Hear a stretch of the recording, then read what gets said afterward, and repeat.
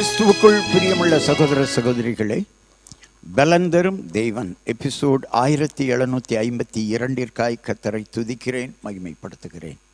இந்த நாளிலும் ஏசாயா 51 அதிகாரம் 7வது வசனத்தின் பின்பகுதி சொல்லுகிறது, மனுஷரின் நிந்தனைக்கு பயப்படாமலும் அவர்கள் தூஷணங்களால் கலங்காமலும் இருங்கள்.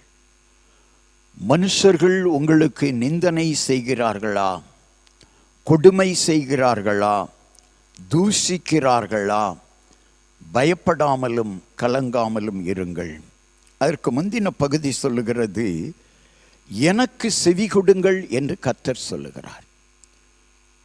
கர்த்தருக்கு செவி கொடுக்கிறவர்கள், கர்த்தருடைய வார்த்தைக்கு கீழ்ப்படுகிறவர்கள், கர்த்தரால் நடத்தப்படுகிறவர்கள், நன்றாக கவனியுங்கள், மனுஷருடைய நிந்தனைக்கு பயப்பட வேண்டாம், கலங்க வேண்டாம். இன்றைக்கு மனிதர்கள் அப்படித்தான் இருப்பார்கள். உங்களை கலங்க பண்ணி விடுவார்கள், உங்களை தூஷித்து கொண்டே இருப்பார்கள். ஒரு சிலர் நேரடியாக தூஷிப்பார்கள், பலர் மறைமுகமாக தூஷிப்பார்கள். யார் எப்படி தூஷித்தாலும், யார் எப்படி உங்களை நிந்தித்தாலும், உங்கள் பார்வையெல்லாம் பரலோகத்தையே பார்த்து இருக்குமானால் நிச்சயம் நீங்கள் வெற்றி பெறுவீர்கள். உங்களை தூஷிக்கிறவர்களை பார்க்காதிருங்கள், உங்களை நிந்திக்கிறவர்களை பார்க்காதிருங்கள். நிந்தனையையும் தூஷணையையும் மாற்றுகிற கர்த்தரை பாருங்கள், கர்த்தரையே பாருங்கள். வானத்துக்கு நேராக உங்கள் கண்களை ஏறெடுங்கள். உங்களை கலங்கடிக்கிறவர்கள் மாறுவார்கள், அல்லது கர்த்தரே மாற்றுவார். கண்களை மூடி ஜெபிக்கலாம். மனுஷருடைய நிந்தனைக்கு பயப்படாமலும் தூஷணைக்கு கலங்காமலும் இருங்கள் என்று வேதம் சொல்லுகிறது.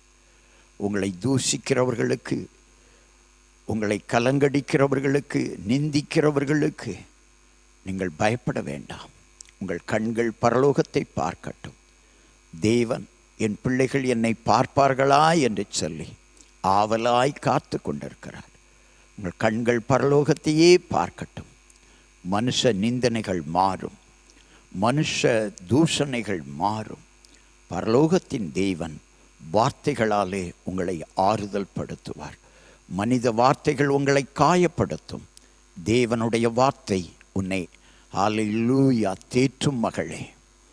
மனித வார்த்தைகள் உன்னை விழ வைக்கும், தேவனுடைய வார்த்தையோ உன்னை எழ வைக்கும்.